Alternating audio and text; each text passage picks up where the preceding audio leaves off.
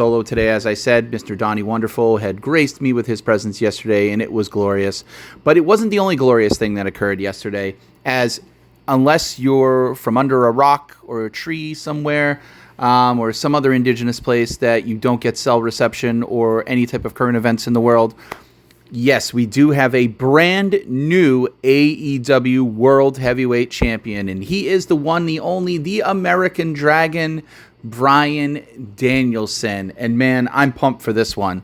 I'm happy to take this one solo. I've been a longtime fan of Daniel Bryan. Like I said, I think I've said this on this program. I was gracious enough to, I was lucky enough to be afforded to see his final indie appearance, I believe, prior to signing his NXT contract with WWE at Boston College. And it was against Davey Edwards. Amazing match. They flipped into the crowd. It's something I never saw before. That opened up my eyes to indie wrestling and wrestling outside the big two, other than like TNA or in New Japan. That just showed me what the indie circuit is like with wrestling. I've never experienced anything like that. And Bryan was my first venture into that, my first little window glimpse. And also on that card, it had Kevin Steen versus a little guy named El Generico.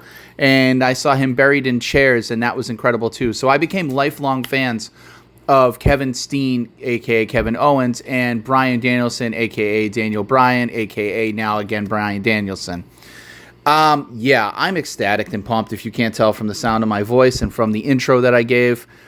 It was all in yesterday in London, and you know, somebody needs to tell the band, someone needs to tell Europe, and I mean the band Europe, not the country Europe, to just fucking let AEW use that song whenever they want, because it just has a totally different aura when Bryan Danielson comes out to Final Countdown. Not that his current music doesn't slap, it does. But that music, it's just something very poignant. But enough of the music, because Swerve's got good tunes too.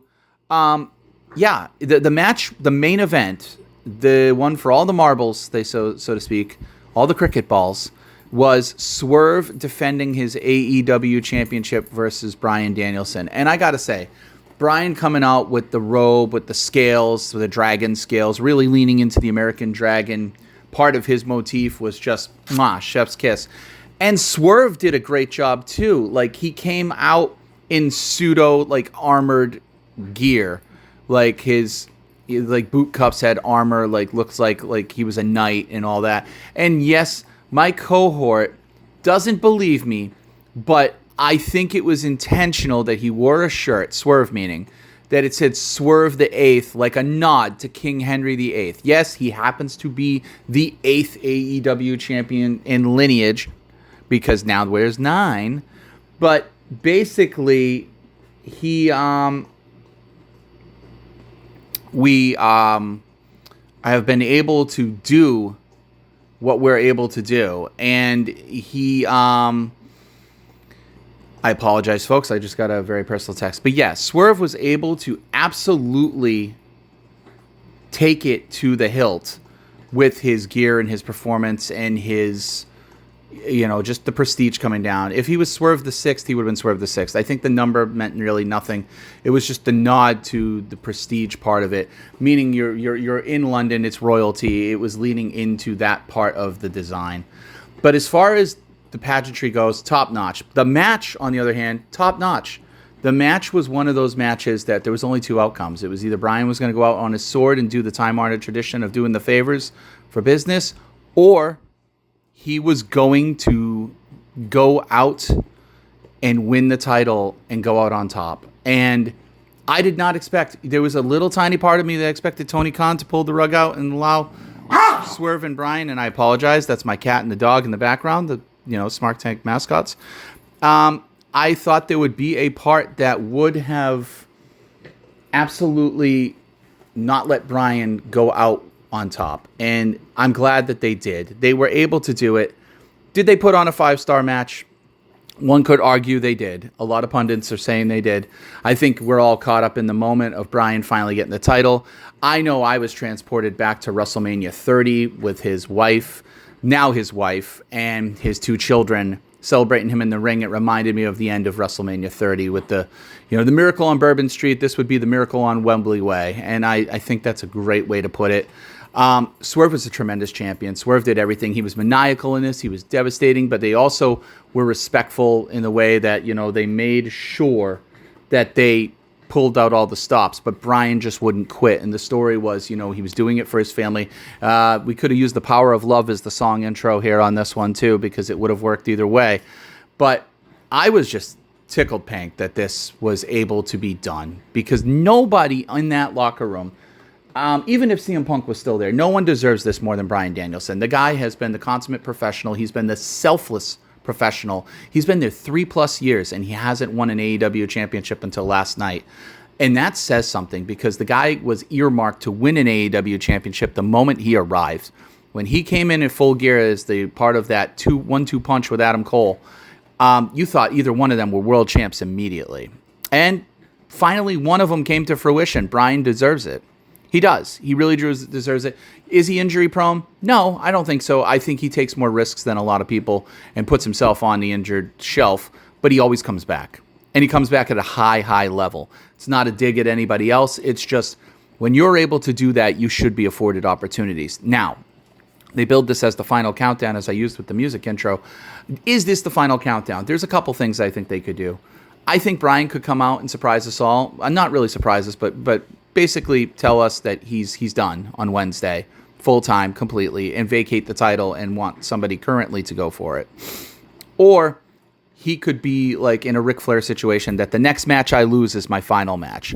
That could be really interesting if you do like a fall of Bryan type thing, where, you have him throughout the fall Grand Slam, because he's got to go defend against Darby if he's going to keep the belt. He's got to defend against Darby in New York.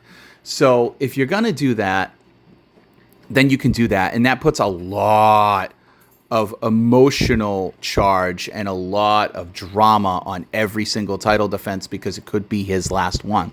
That's the way I think I would book it.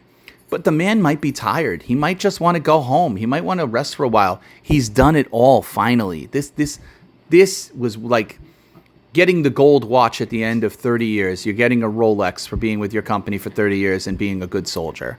This is what it was for Bryan Danielson. And he didn't phone it in. Man, this match had so much drama. I'm going to watch both of them back. I want to see how this compares to the WrestleMania 30 match. I personally think it's better. Triple threats are always a dicey thing for me, unless you're talking WrestleMania 20, which is just fabulous. So I think we should have some kind of retrospective on that in the near future. But for right now, let's just celebrate a new AEW champion. Let's celebrate Tony Khan going in a truly different direction. People could say it's predictable. I have some friends who said it was predictable. But honestly, predictability does not always lend itself to incorrect or not good enough. Predictability is not mediocre. Predictability is not subpar. This was of the highest bar. I am so happy that this man's career is encompassed in such a large moment, because, yes, he got it at WrestleMania 30. But other than that, he was treated as sort of an afterthought throughout the remainder of his WWE career. They had him wrestling The Miz with the Intercontinental Champion, for the Intercontinental title, rather, in an amazing feud that was carried a lot by The Miz on the mic with a lot of real emotional charge behind it.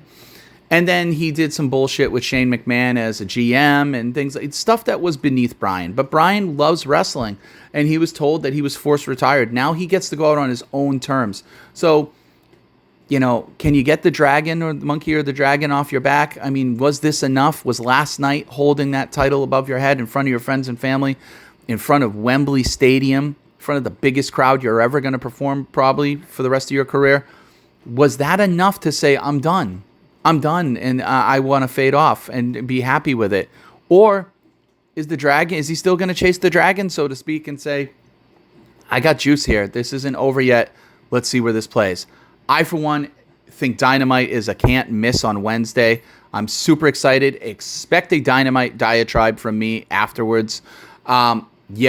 Cheers to Bryan Danielson, the American Dragon, and our new AEW champion.